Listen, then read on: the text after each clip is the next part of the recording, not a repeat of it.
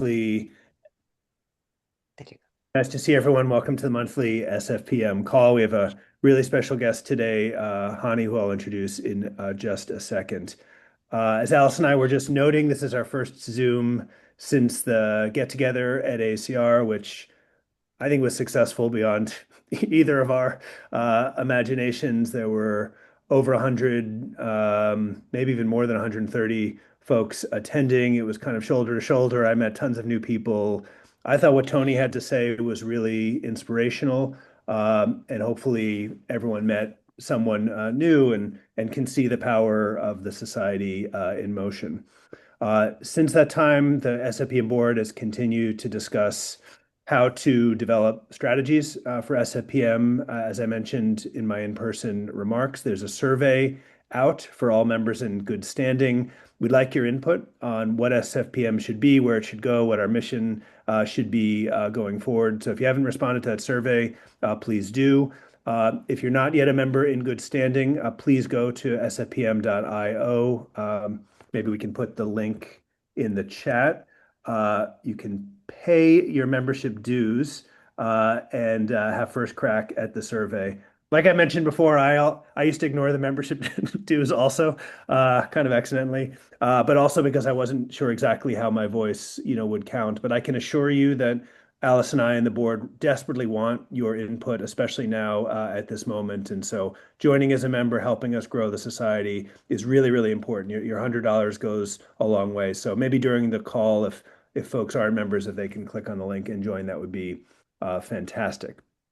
For folks that were at the event, Tony Latai also announced a really exciting NCI event that's coming up soon. I'll put the link in the chat for those that don't know about it. Tony's organizing a session on July 1st and July 2nd called Precision in Practice, which will get together stakeholders to talk about, the NCI's commitment to functional precision medicine, as well as a number of other elements related to what could be a broad initiative or set of initiatives in the US. Actually, Jeff Tyner, who's a member of the SFPM board, is one of the two co-planners of that, together with Keith Flaherty, who many know. So pay attention to that event. I believe you can register and come in person. But if the registration link isn't up yet, please feel free to reach out to any of us. Any other announcements, Alice, before we jump into the seminar today? No, maybe I will just, tell our membership that we've heard you. We know that the membership sign up process is not the most straightforward. That process works, but is a little bit clunky. So we're working on a solution. But in the meantime, we appreciate you supporting the society. And yes, Jesse, myself, and many others from the SFPM will be at this meeting in July 1st and 2nd. So hope to see you there.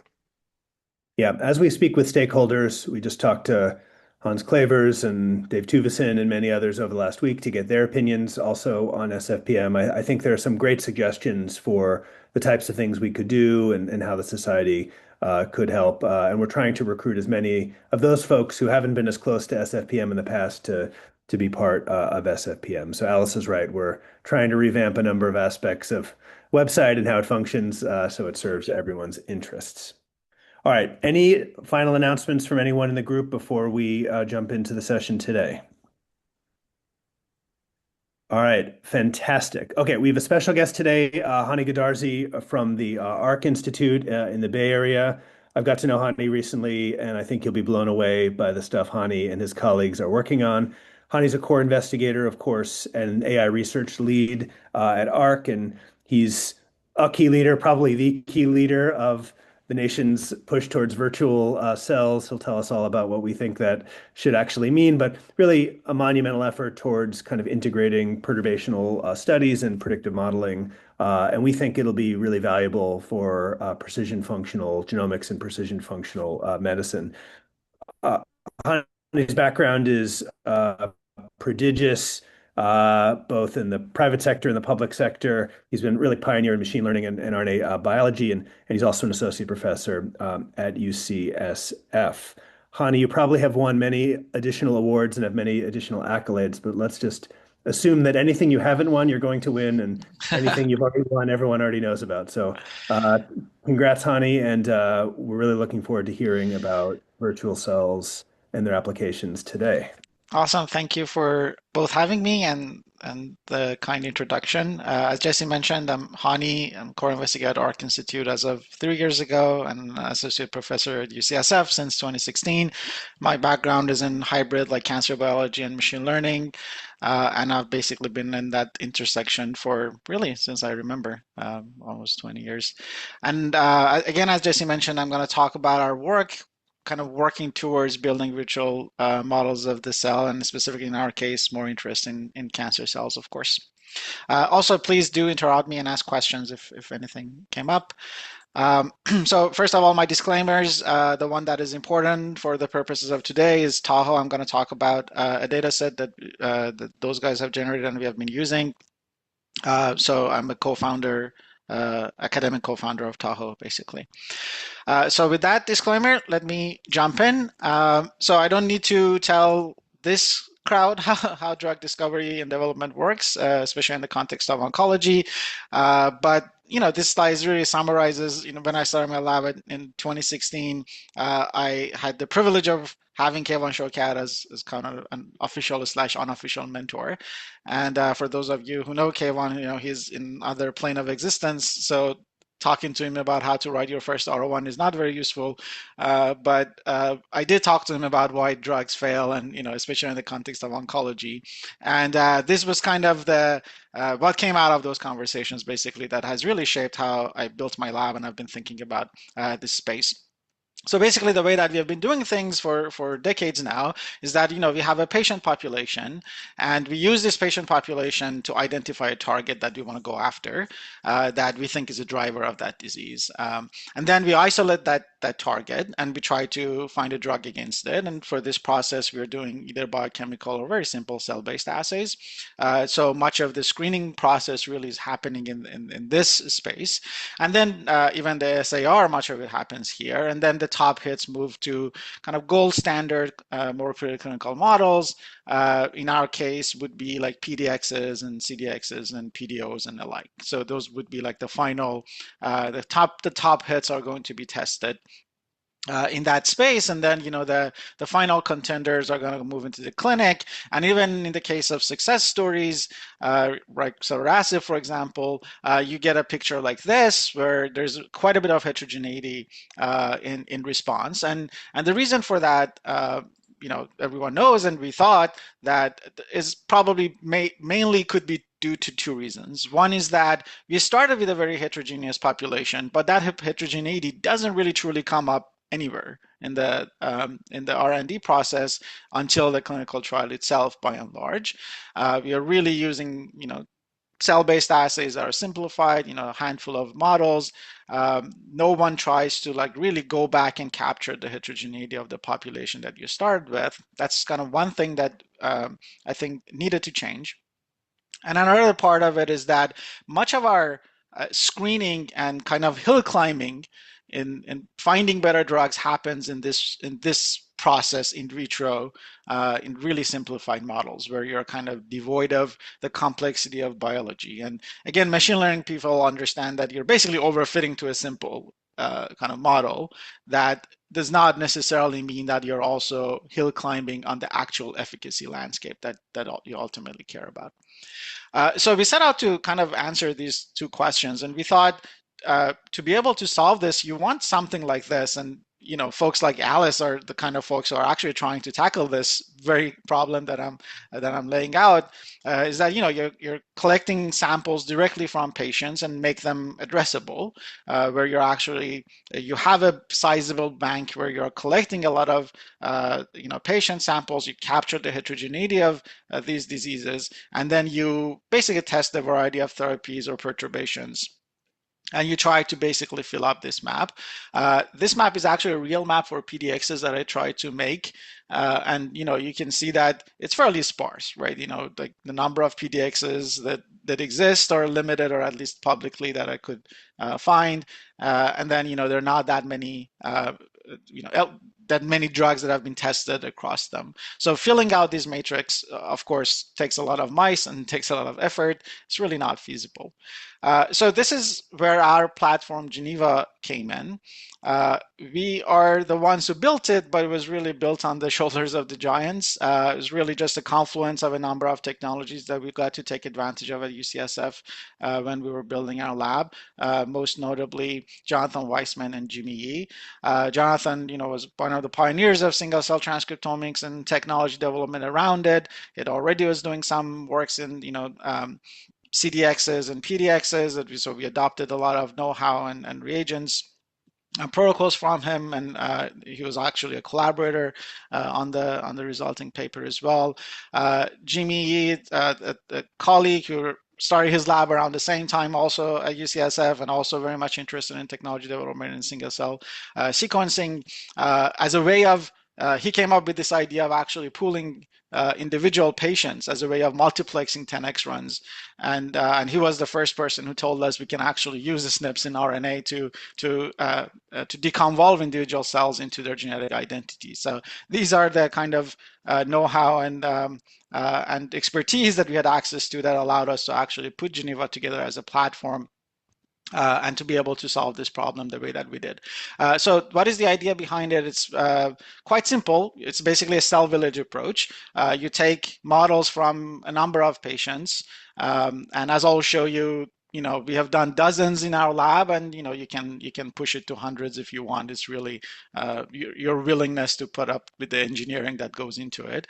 But you basically create this very heterogeneous population that becomes a unit of observation, and you can either grow it in 2D culture, it can be 3D organoids or patient-derived organoids even, and similarly in vivo you can have xenografts, be it cell line derived or patient derived, and we've actually done all of these variations. And so each of these models become your unit of observation, and you add your perturbation to this entire village. And then you do single cell sequencing, and so you get the transcriptome of every cell, and then using sample hashing and cell hashing, you actually identify the genetic identity of every cell and which drug it had seen. And from that information, as I'll show you, you actually get a very detailed both cellular and molecular kind of phenotypic response for every kind of chemical perturbation. That's actually quite informative about heterogeneity of response and kind of mechanisms of actions. So any questions so far? Please do interrupt me if anything was. Please, Dennis. Actually, yes, Hani. So I worked for years with Dave Tuvison, as well with Justin on the project. So my two questions actually are, is your issue right now scale to do the filtering and testing with organoids or more complex models? And are you kind of afraid to lose any false negatives by starting with 2D cultures? And then the second question would be, for your single cell RNA-seq, epithelial cells love to stick together, right? So do you think you are biased by doing single cell because you have these clumps, but not very good methods to keep those alive?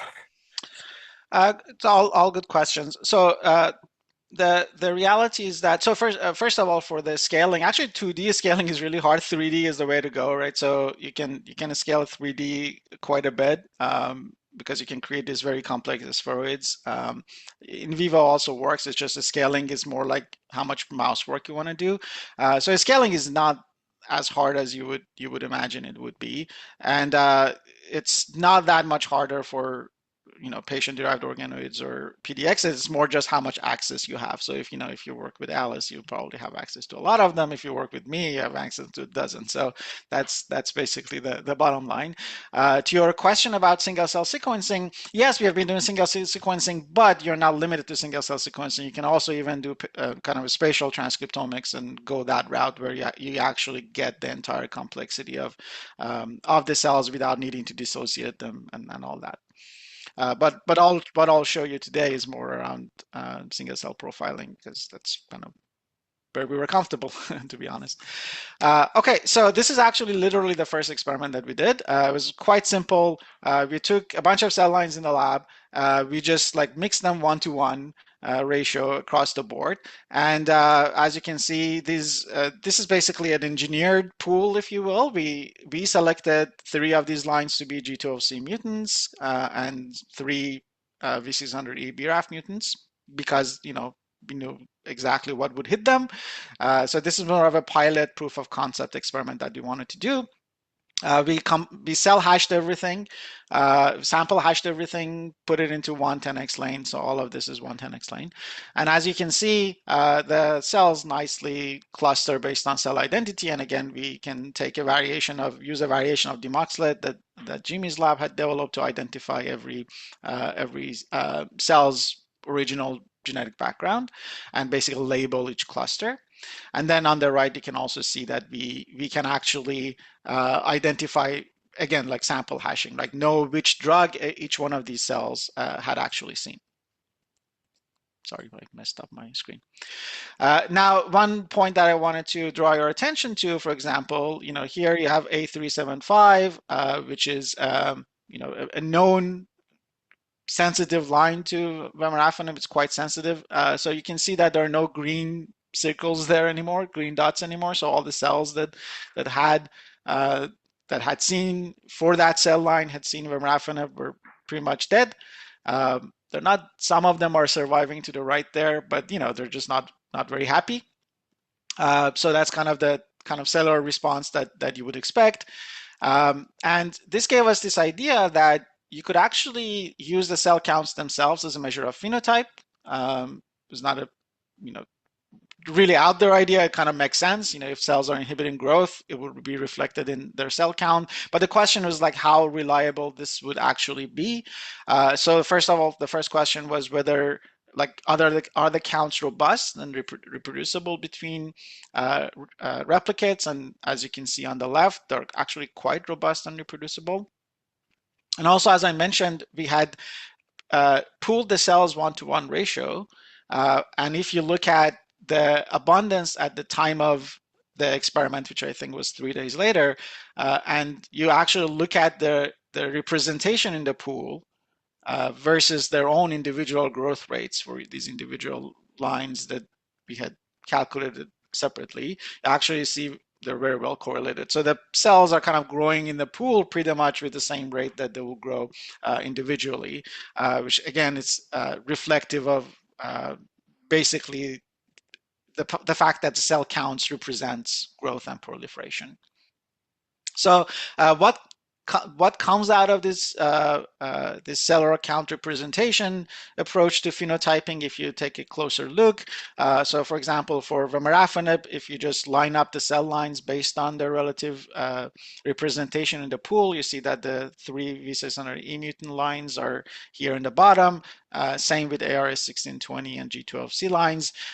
Again, in this case, we knew that these were the targets. However, if you ask the same question systematically and basically ask whether there are genetic features in these lines that will basically explain the phenotype, a lasso regression would identify BRAF V600E and KRAS G12C.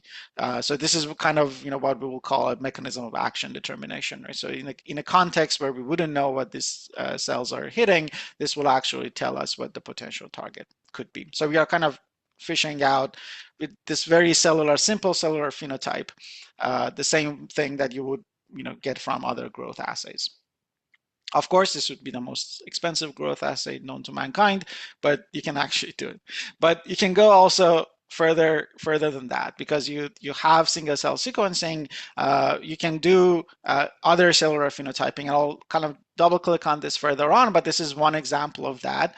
If you look at the MIAPACA2 cell line, for example, you see that in the ARS1620 treated population, the number of cells is lower. So some cells have died, but it's quite non-random. So, this is all in the UMAP space, but this also holds true in the actual gene expression space as well. So you can see it's quite non-random. So these cells have died on the right, but the ones on the left, there's the one that are persisting.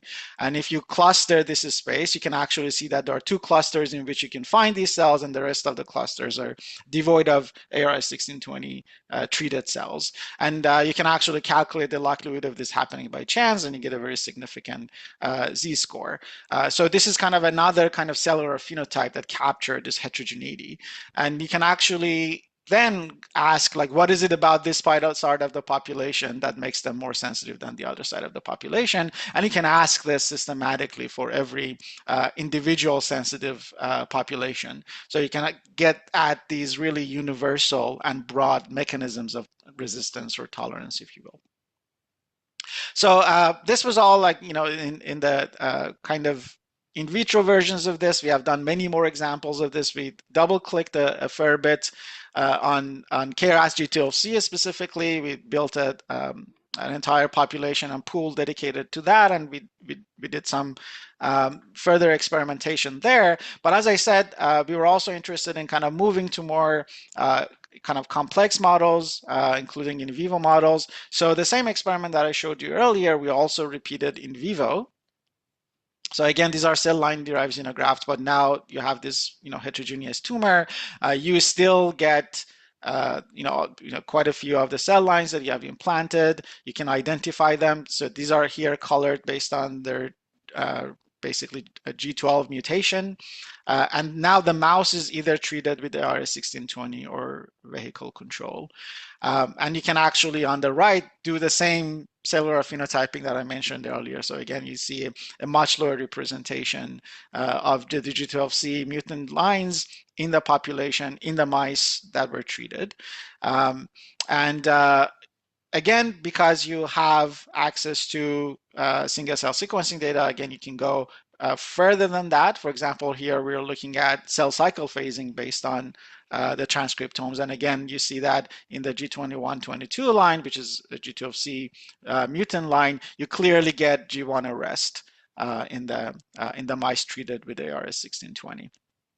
Hey, Hani, at the right time, Please. someone's asking in the chat about drug doses, if you can comment on that at the right time.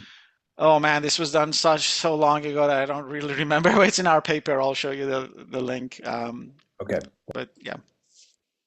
So to summarize, basically Geneva is a barcode-free and scalable approach for collecting kind of this perturbative type data.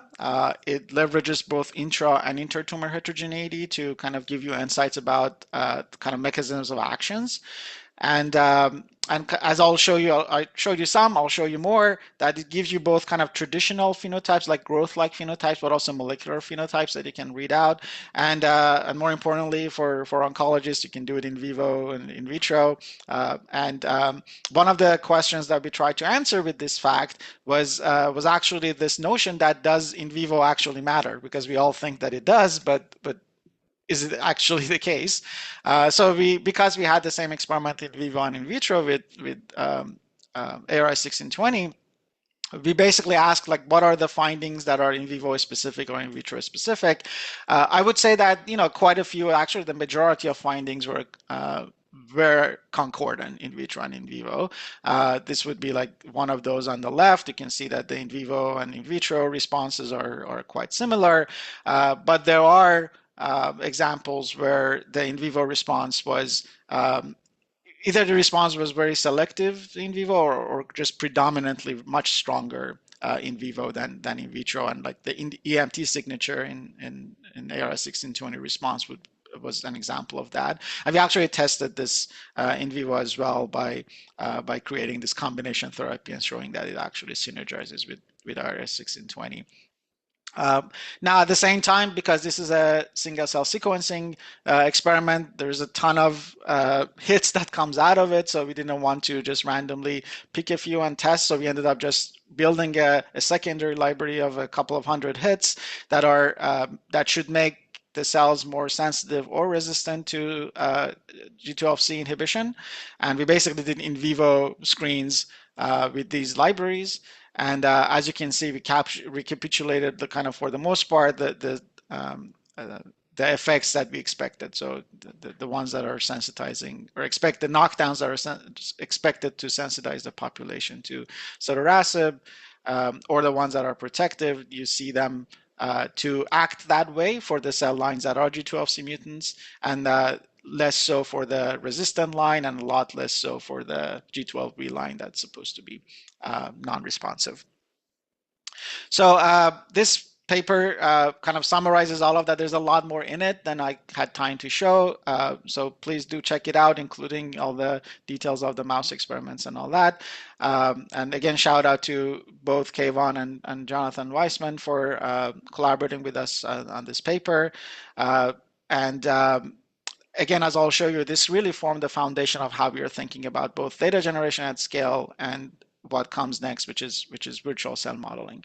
But why have we even been thinking about virtual cell modeling? Is like the idea is that even with the preclinical models, ultimately, even with the gold standard versions of them, you're still away from human, right? There's a lot that is different in all diseases. This is true, but certainly in the context of cancer, that's the case as well. So your idea ultimately is that can I use the data that I'm generating in the context of these preclinical models to then actually predict what happens in actual patients?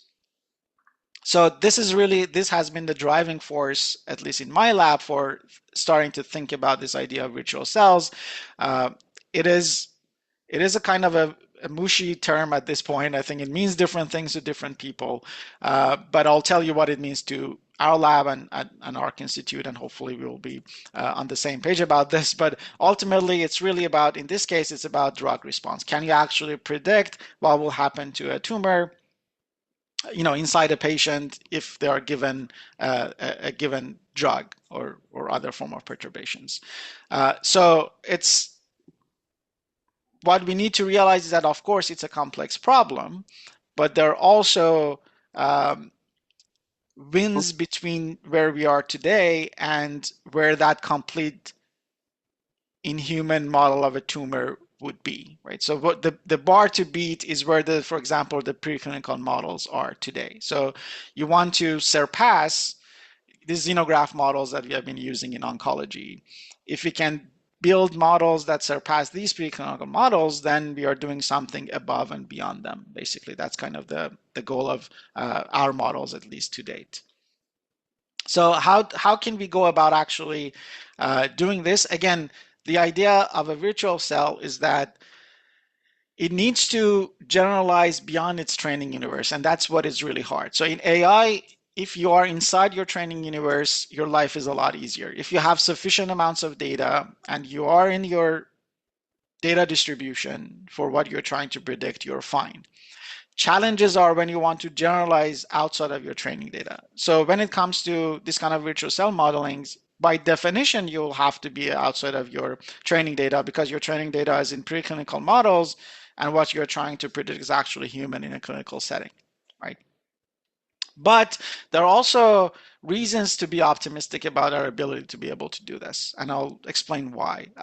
One thing that's important is that we really view the complexity of gene regulating networks as a bounded complexity. So it means that we should be able to model it. Like, cells are not chaotic. There is a rhyme and reason to their behavior. So there is a bounded complexity that really, with enough data and with enough modeling, it's a problem that should be solvable. And now, thanks to large language models and successes like protein folding and protein structure prediction, we have some examples to look at and some lessons to learn. For example, for protein structure predictions, there were like decades of first principle modeling that really failed until AlphaFold. And what works today is really access to massive amounts of evolutionary data by just looking at how basically multiple sequence alignment, right? So how protein sequences have evolved tells you something about their structure and function. And really that tells you something about their function, but then in proteins there is a very tight structure function relationship. So that's why we care about protein structure to begin with. And because evolution has explored these millions of these like structure function relationships for us, we can actually build very capable models on top. Now, when it comes to virtual cell modeling, what is the same and what is different? So the first question is, do we have a proxy like we did in protein function? So in protein function, as I said, there is a tight structure function relationship. So you can model a structure in lieu of protein function.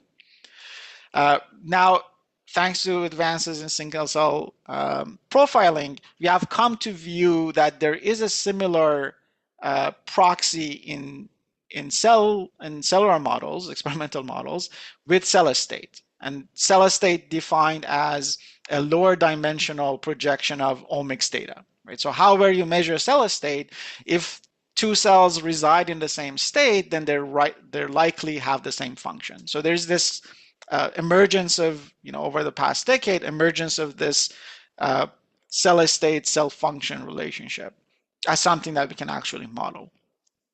Now, what we don't have is we do not have cell profiling across domains of life the same way that we have protein sequences. So we actually do not have that wealth of data to build on in some sense. So what we need to do is actually generate perturbative data. So the perturbative data, the importance of it in cellular models comes from the fact that, well, we are now doing what we expected evolution to do in the context of protein structure.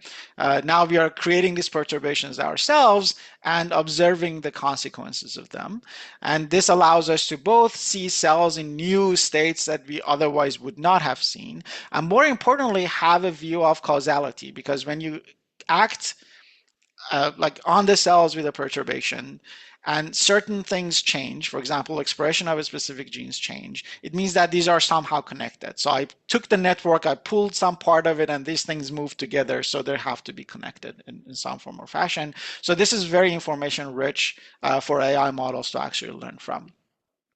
So, and as we were building the Geneva platform, and we also had a cell modeling side to the lab, and at some point it was not lost on us that the platform was actually quite useful for generating the type of data that we need to be able to build these kinds of cellular models. And that was basically the birth of Tahoe, where Johnny was the brave graduate student who developed Geneva in the lab, joined forces with a grad school friend of mine, Nima, and the two of them founded this company, which initially was called Vivo, emphasis on their ability to actually model cells in xenograph form. But now it's called Tahoe, thanks to a cease and desist letter from Vivo Medical, I think it was the name of the instrument that they had infringed upon. So regardless, the idea is that can you take kind of Geneva and scale it to a point and engineer it to a point that you can actually create massive amounts of data. And all of that kudos to Johnny for being the really legendary engineer who took what he had built initially with dozens of cell lines and models and really it engineered the hell out of it and grew it, optimized it by an order of magnitude. And that was really the birth of Tahoe 100M, which is a data set that Tahoe, Nima, and Johnny generated, and we released it, I think well, now more than a year ago.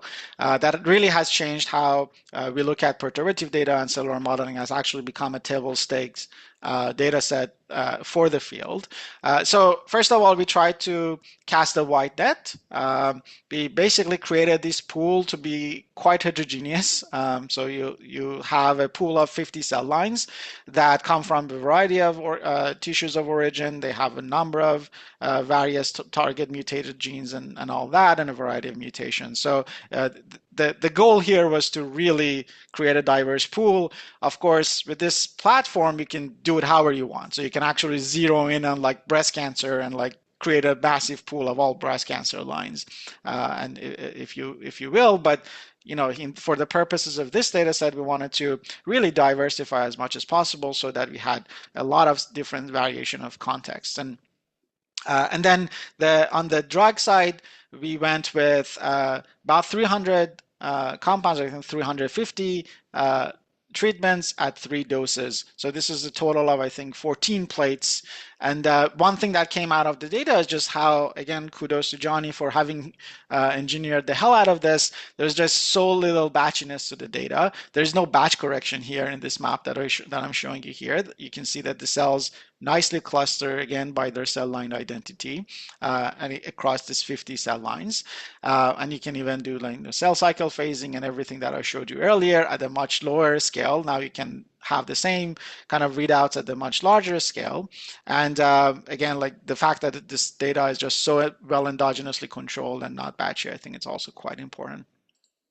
And finally, going back to the kind of cellular phenotypes that you can get out of the data, I think some of this I had pointed to. I showed you example of basically cell counts, which we call survival. I showed you example of G1 arrests, and I showed you example of heterogeneity by gene index. But we try to actually formalize these across these 6 what we call cellular phenotypes. So when you have this kind of single cell data, you can actually measure cellular phenotypes at these different layers. And to give you an example of what this looks like for survival, for example, now you have 50 cell lines, you have a drug, and you can see like what the impact of that drug is across all of these cell lines. And again, this is actually the G12C inhibitors, I think sotorasib, or rather adagrasib, and you can actually look at adagrasib and again do the same analysis that I showed you earlier and identify G12C as the driver mutation of response. And you will see the behaviors that, those dependent behaviors that you would expect.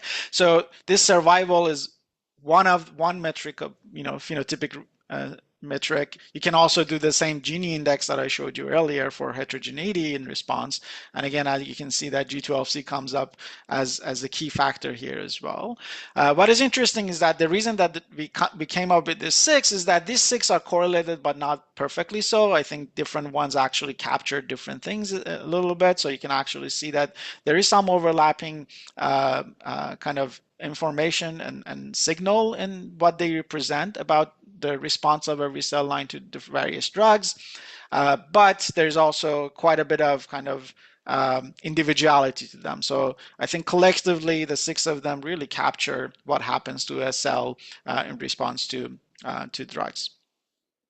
So these were what we call cellular phenotypes. But again, because you have single cell data, you can actually go deeper and get at what we call molecular phenotypes, which are basically gene expression responses.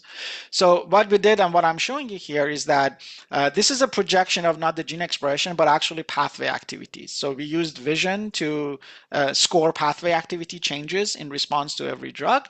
And we are basically, I'm projecting that data. So each of these points is, one of the cell lines and how it changes in response to one of these drugs, and the drugs are colored based on their mechanism of action. And what should emerge here is that actually drugs that have the same mechanism of action, it seems that they do the same things in terms of pathway activities to various cells. So this is, of course, important to see, and it's not totally unexpected, but it really shows you that there is this clear molecular phenotype associated with every drug as well. To formalize this, we actually took advantage of basically machine learning, saying that can we, from these changes in pathway activity, predict what the mechanism of action of the drug is, and basically how well can we do this. So as you can see, for about half of the drug, we can do a decent job of, and this is measured by F1 score. You can see that we do, for about half of them, a decent job of predicting what the mechanism of action is based on these like molecular phenotypes. And then for the rest of them, we are not doing as well. And we actually double clicked on this a little bit to understand why that is the case. And what we have realized is that these drugs just don't create as much change. So the cellular phenotypes that I told you about earlier, they're actually not very strong here. So bottom line is, if you don't have any transcriptomic changes in response to the drug, of course, you won't be able to say anything about its mechanism of action either. And that's why we are not doing as well in this part of the cluster.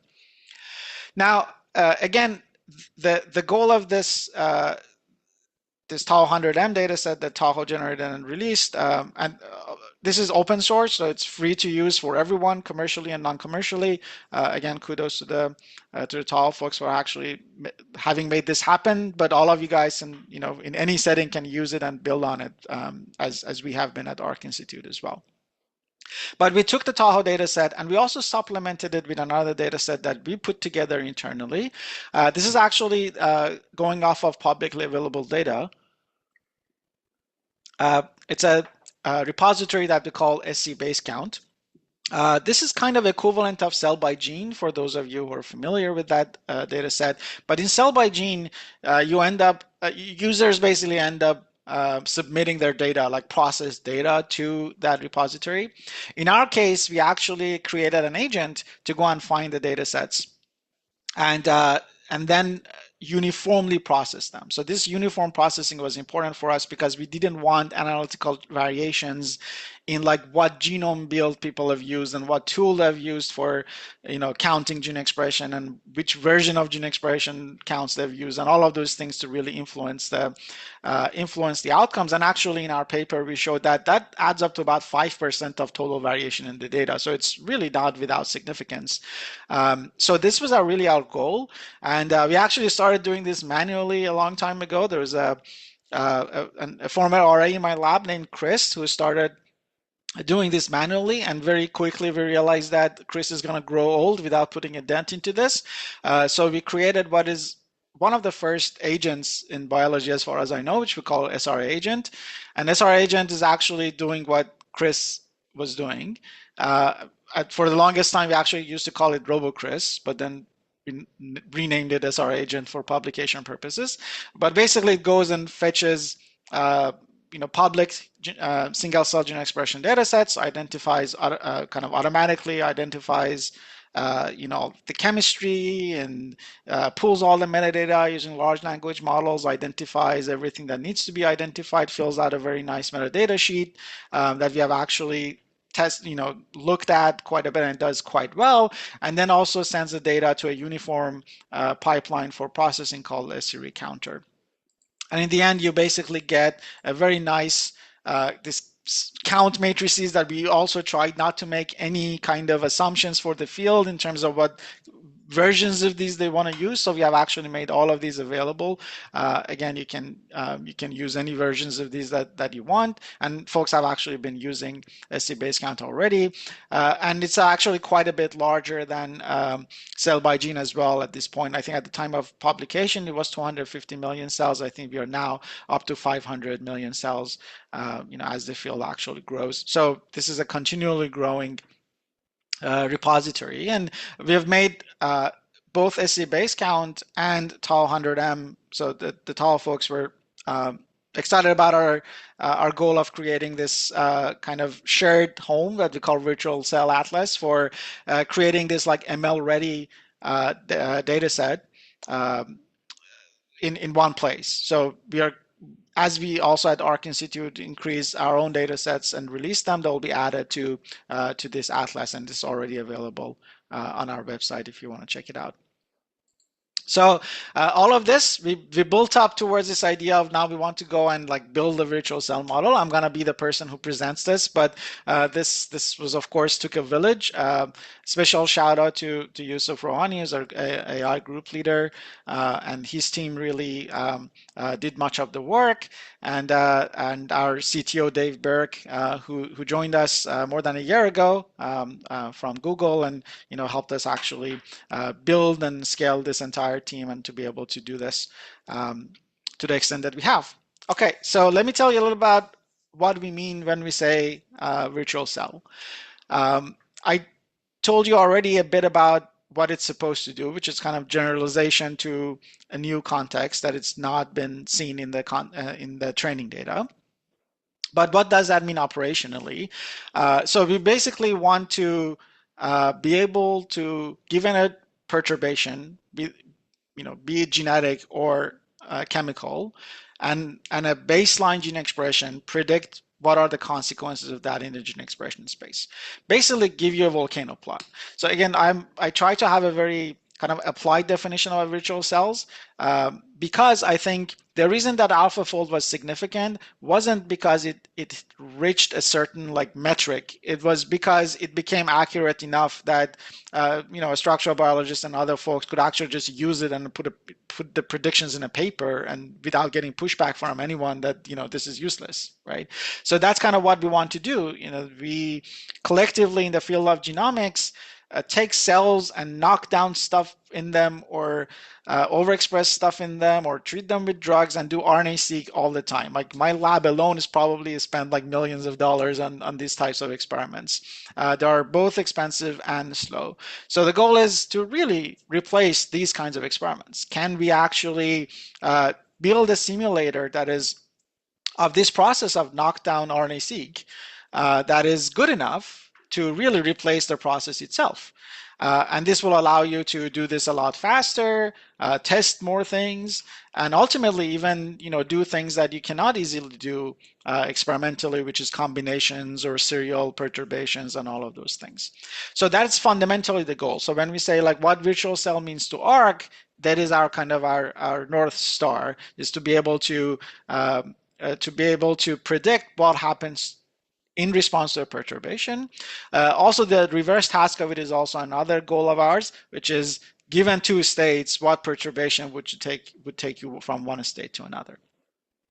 Now, given this kind of a statement of problem, basically if you have a population of cells in state A, and a perturbation happens, and this population moves to state B.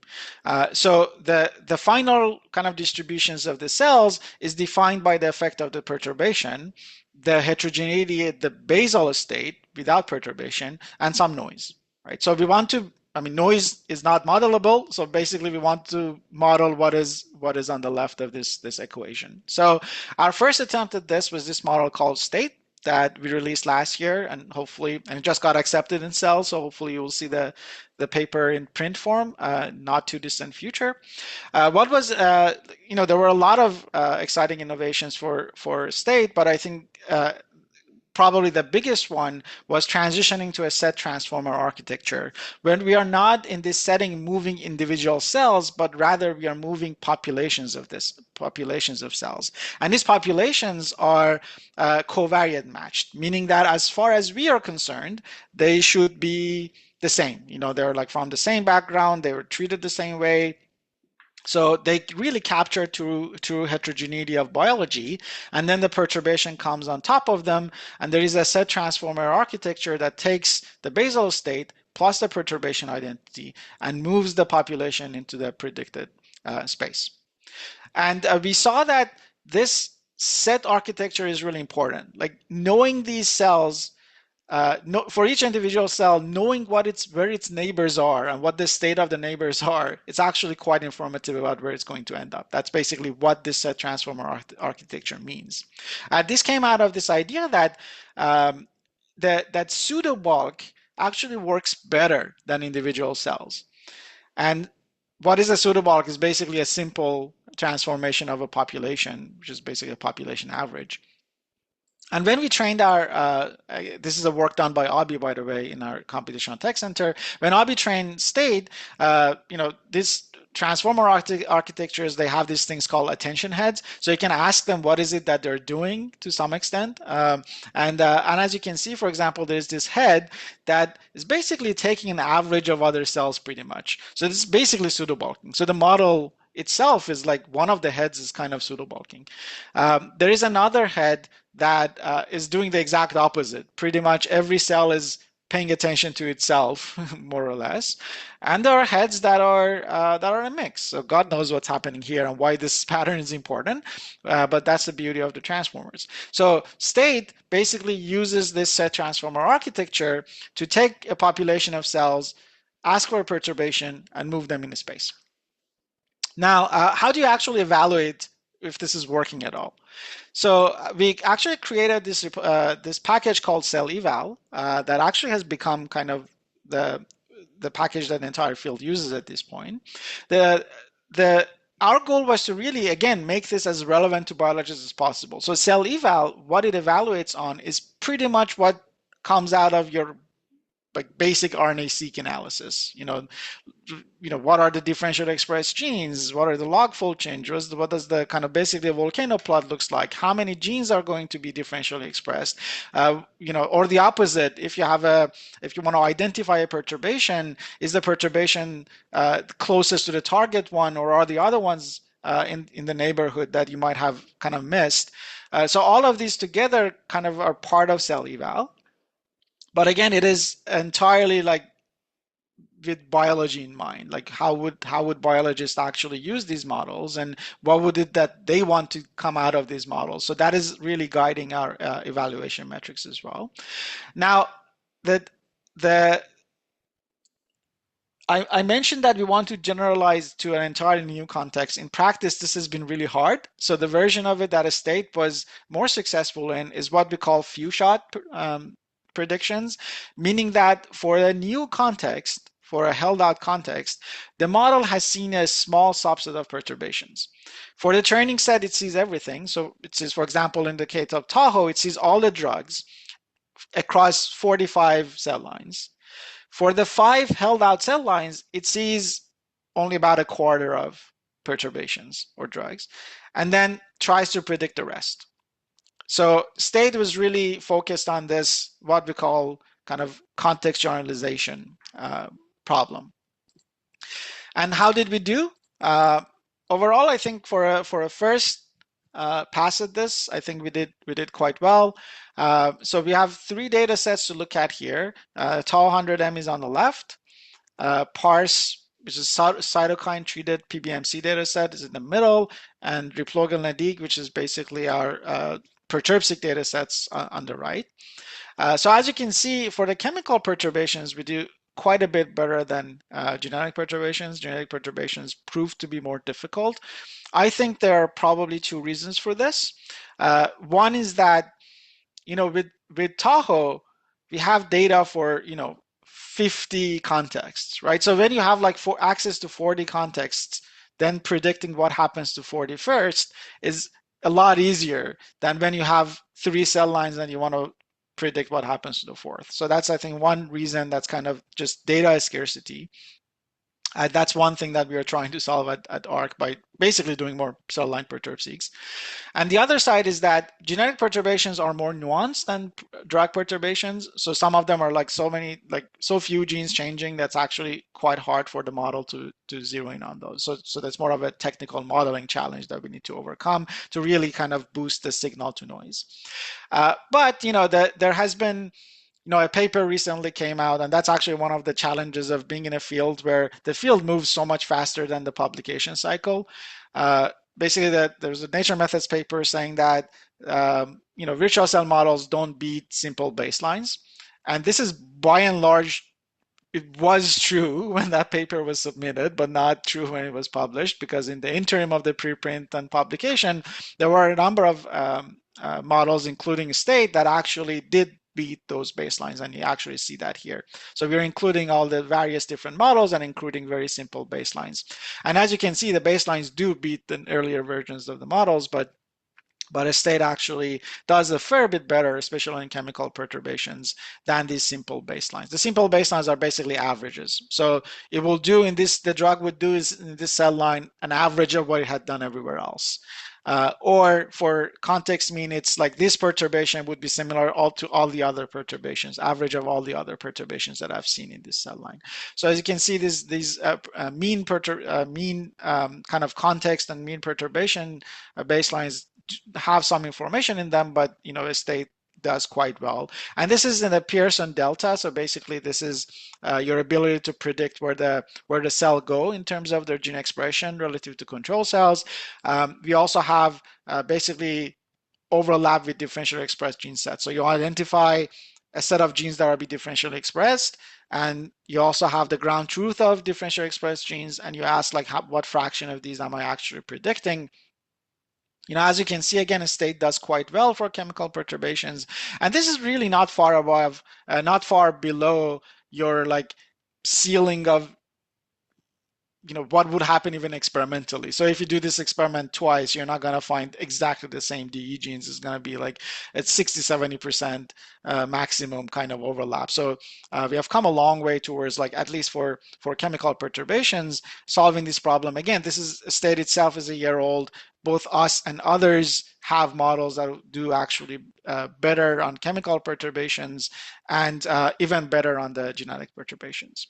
Now, one of the things that final few minutes I wanted to point out is that when I was talking here about kind of what goes into state, every cell was represented by highly variable genes. So this was really um, kind of data set by data set. So you will have like a state dedicated to one data set going to another, and in every data set you have the HVGs associated with individual cells that will go into the model.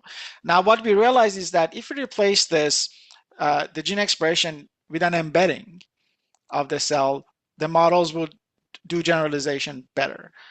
So here, this is where we train the data on trained embedding model, which we call state embedding, on our SE-based count, Tahoe, and cell by gene, to basically just learn an embedding that's very expressive. This is our architecture. It doesn't really matter, but the state model finally becomes something like this: that first the cells go through, like, the gene expression goes through this embedding model to becomes just a numerical representation, and then they get prepended by the perturbation and then go through the state transition model. And what comes out of it is, again, the embedding space, and then needs to be decoded to the gene expression space. So this is kind of the final form of this model. And we have actually shown that our embedding model is actually quite expressive, and it's really good at doing what it does, which is giving you a very rich representation of the cell, gene expression state of the cell, that then you can actually take advantage of to do these tasks that I mentioned quite better than what we could do without it. So you can see that by embedding the cells this way, you can actually outperform the version just with the HVGs. So I wanted to very quickly summarize that state is going to be this family of models that are come out of ARC. State 1 was this version, but hopefully there will be more versions of this. But the reality is that the field has been moving so quickly, and there are so many different models coming out that it's very difficult to keep track of, and everyone is the hero of their own story when they write papers. So to really take a page out of the protein and structure modeling field, and also really be able to find a setting in which we can compare everything, we actually created Virtual Cell Challenge, which is going to be an annual challenge run by ARC Institute and sponsored by our collaborators, and with the goal of really bringing everyone together, basically in a blind setting, to see whose model every year can actually beat the baselines and other models to come on top for these similar questions that I laid out here in terms of being able to do perturbation prediction. So I'm gonna quickly acknowledge the brave souls whose work I showed you, the computational tech center team, especially Abi and Yusuf. They were the brave souls who worked on state. The Tahoe team has just been amazing, with both generating and releasing the Tahoe data set, but they also have been open sourcing their models as well. So they released Tahoe X1, which is their embedding model that is open source, so you can actually use their embedding model as well. Our collaborators, especially Kayvon and Jonathan, and other graduate students who led some of this work as well. And I'm happy to take any other questions you might have.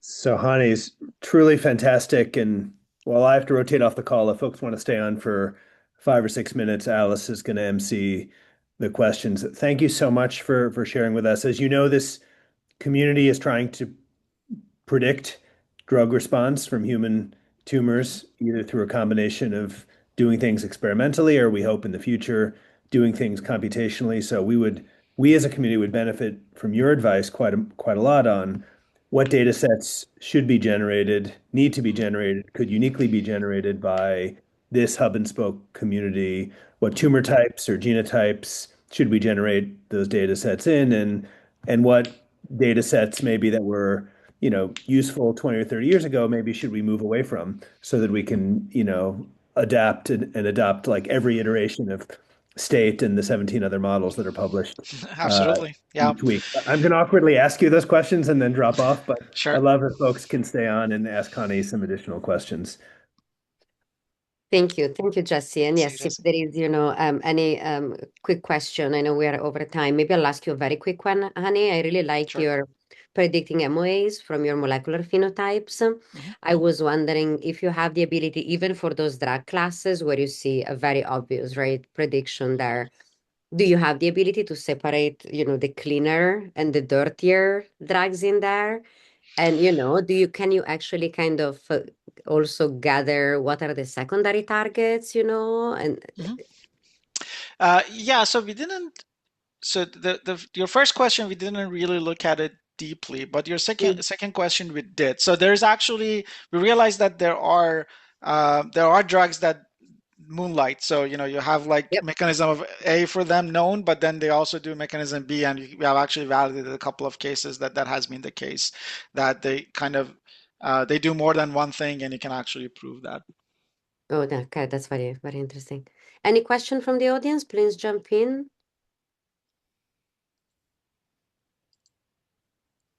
Okay, I guess okay, I'll ask you one very last one, which is about the drugs where you actually have very few kind of, I guess, protein expression changes. Mhm. Is that a dosing issue? Is that a timing issue?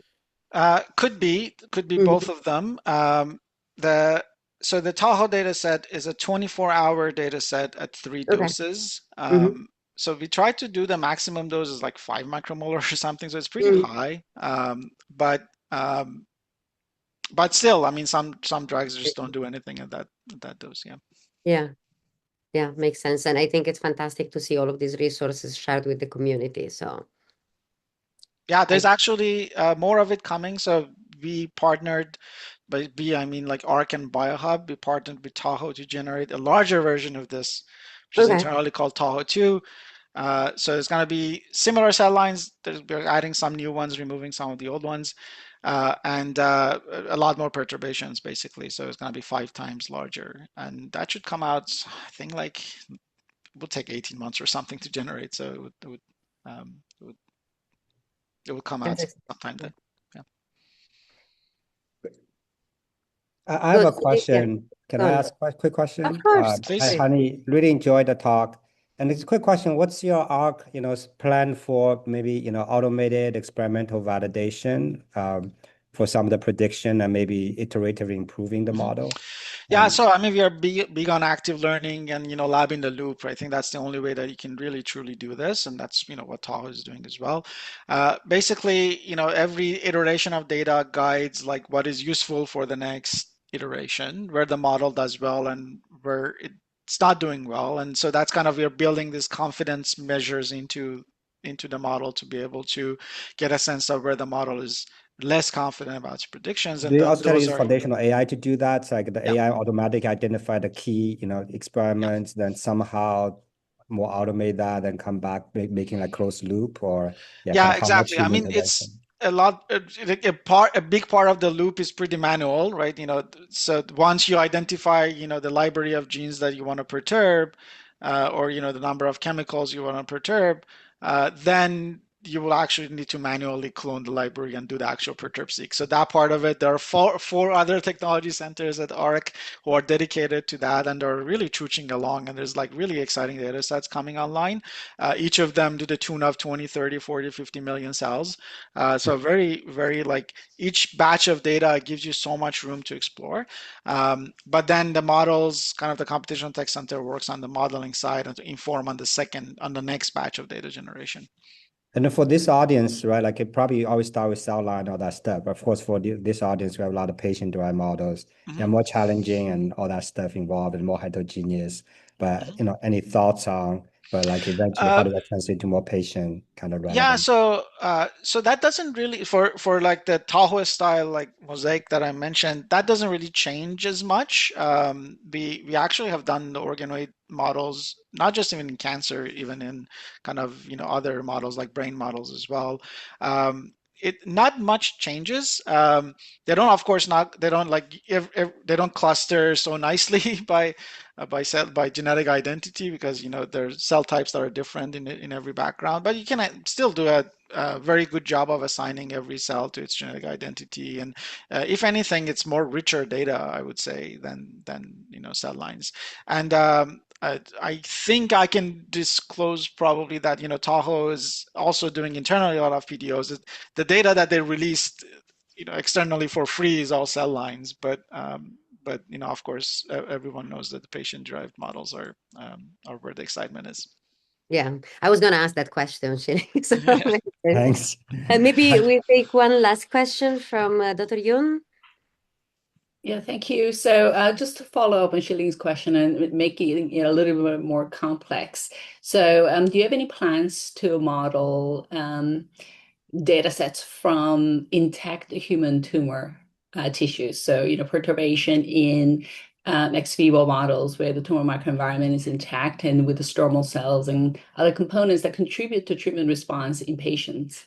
Yeah, I mean, we would love to, right? That's the bottom line. It's more just, whether we will have access to the right data or not. I think what it comes down to is that that's exactly the setting that we were envisioning when we were thinking about this few shot learning approach.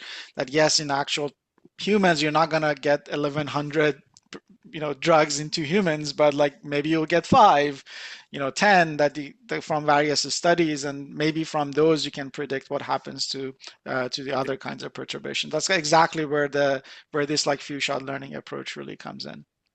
Yeah, we should talk. Yeah, happy to. Thank you. Annie, thank you so much. Thank you for staying on a little bit longer. Sorry we couldn't go through all the questions, but I'm sure Hani is a fantastic person also and willing to, if you reach out to answer extra question, I'll offer that, Annie. Yeah, please. Yeah, please, by all means. Yeah. Thank you again. This is very exciting work, and we look forward to have you more involved with this community if you'll have us. So talk soon. Thank you so much. Pleasure. Have a nice day, everyone. Bye. Bye-bye. Bye.